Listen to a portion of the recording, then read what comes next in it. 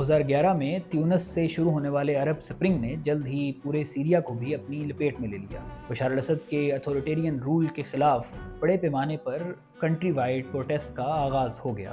ان احتجاجوں کو روکنے کے لیے بشار الاسد نے حکومتی جبر کا استعمال کیا اور اس ظلم کی وجہ سے شام کی اکثر عوام بشار الاسد کے خلاف ہو گئی، اور اسرائیل گویا کئی دہائیوں سے اسی موقع کی تلاش میں تھا۔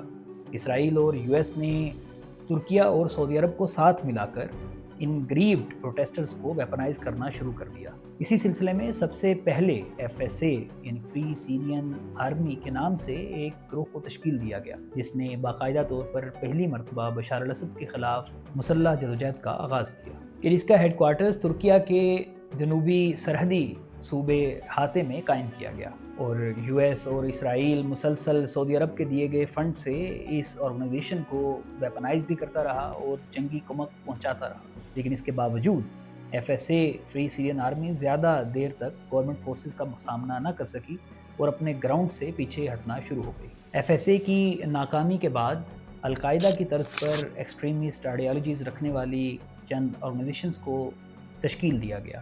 ان میں سے دو آرگنائزیشن نمایاں رہیں، جن میں سے ایک حیات تحریر الشام ہے HTS، اور دوسری داعش ISIS یعنی Islamic state of Iraq and Syria ہے۔ یہ دونوں تنظیمیں ہی ایک جیسی آئیڈیالوجی کی حامل تھیں، یعنی دونوں ہی ٹیررسٹ آرگنائزیشنز تھیں۔